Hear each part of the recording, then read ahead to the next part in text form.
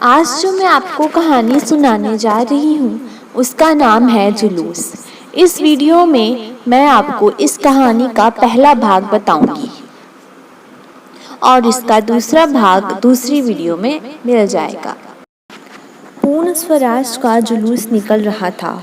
कुछ युवक, कुछ बूढ़े, कुछ बालक झंडियाँ और झंडे लिए वंदे मातरम गाते हुए माल के सामने से निकले। दोनों तरफ दर्शकों की दीवारें खड़ी थी, मानो उन्हें इस जत्थे से कोई सरोकार नहीं है, मानो ये तमाशा है और उनका काम केवल खड़े खड़े देखना है। शंभूनाथ ने दुकान की पटरी पर खड़े होकर अपने पड़ोसी दीनदयाल से कहा, सबके सब काल के मुंह में जा रहे हैं, आगे सवारों का दल मार मार भगा देगा।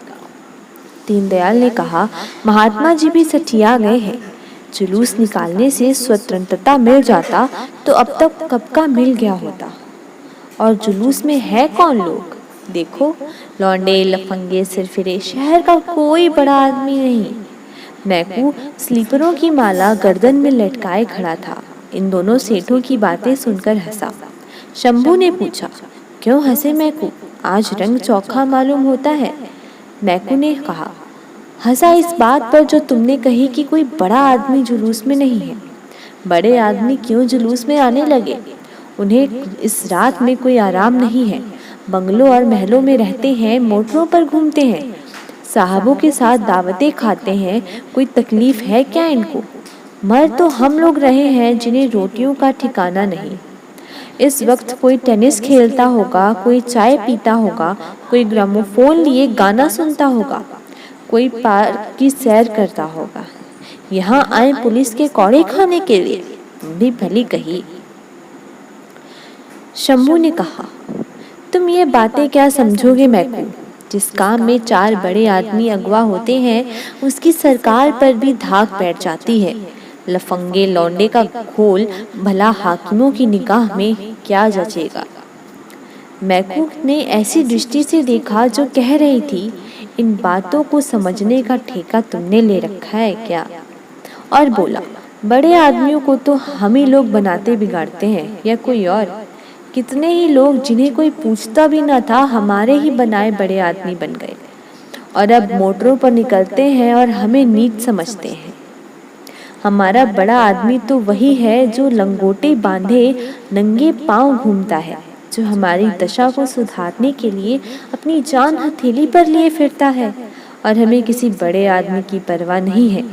सच पूछो तो इन बड़े आदमियों ने ही हमारी मिट्टी खराब कर रखी है। इन्हें सरकार ने कोई अच्छी जगह दिया है, बस उसका नया दरोगा बड़ा जल्लाद है। चौरस्ते पर पहुंचते ही हंटर लेकर पिल पड़ेगा, फिर देखना सब कैसे दुम दबाकर भागते हैं, मजा आएगा। जुलूस स्वाधीनता के नशे में चौरस्ते पर पहुंचा तो देखा आगे सवारों और सिपाहियों का एक दस्ता रास्ता रोकी खड़ा है। सहसा दरोगा बीरबल सिंह घोड़ा बढ़ाकर जुलूस के सामने आ गया और बोला, तुम लोगों को आगे जाने का हुक्म नहीं है।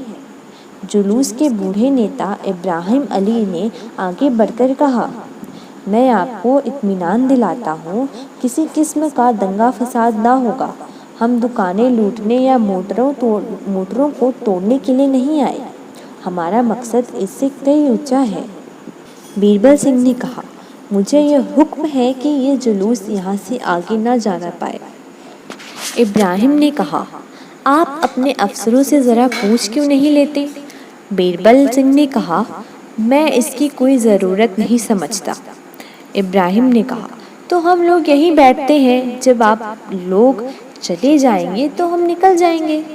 बीरबल ने कहा, यहाँ खड़े होने का भी हुक्म नहीं है, तुमको वापस जाना पड़ेगा। इब्राहिम ने गंभीर भाव से कहा, वापस तो हम ना जाएंगे। आपको या किसी को भी हमें रोकने का कोई हक नहीं है।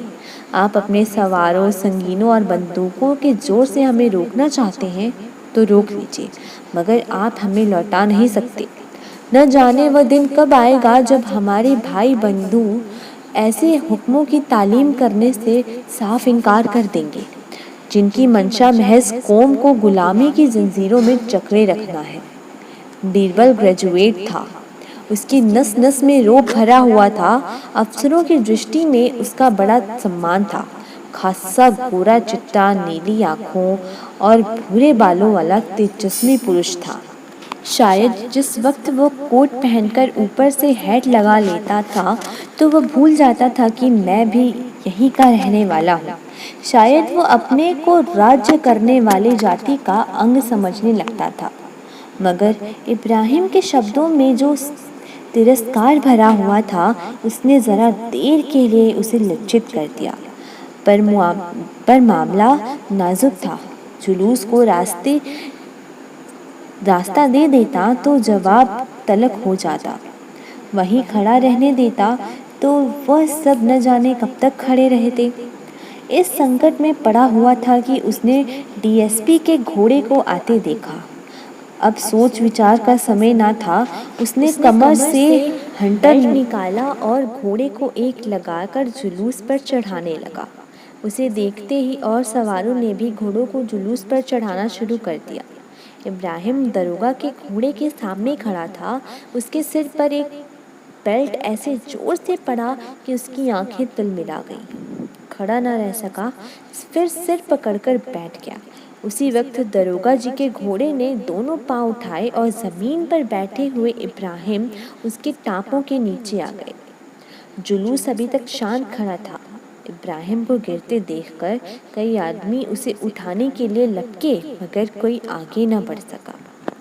उधर सवारों के डंडे बड़ी निर्दयता से पड़ रहा था।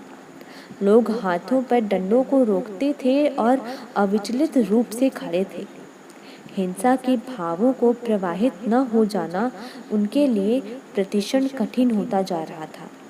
जब अज्ञात और अपमान ही सहना है तो फिर हम भी इस दीवार को पार करने की क्यों न चेष्टा करें। लोगों को ख्याल आया, शहर के लाखों आदमियों की निगाहें हमारी तरफ लगी हुई हैं। यहाँ से ये झंडा लेकर हम लौट जाएं तो फिर किस मुंह से आज़ादी का नाम लेंगे। मगर प्राण रक्षा के लिए भागने का किसी को ध्यान भी न आया था। यह पेट के भक्तों, किराए के टट्टुओं का दल न था। ये स्वाधीनता के सच्चे स्वयंसेवकों का, आज़ादी के लिए दीवानों का संगठन था। अपनी जिम्मेदारियों को खूब समझते थे। कितनों ही के सिर से खून जारी था, कितनों के ही हाथ जख्मी हो गए थे। एक हल्ले में ये लोग सवारों की सफ़ों को चीर सकते थे, मगर पैरों में बेड़ियां पड़ी हुई थीं, सिद्धांत की, धर्म की, आदर्श की। 10-12 मिनट तक यूं ही डंडों की बौछार होती रही और लोग शांत खड़े रहे।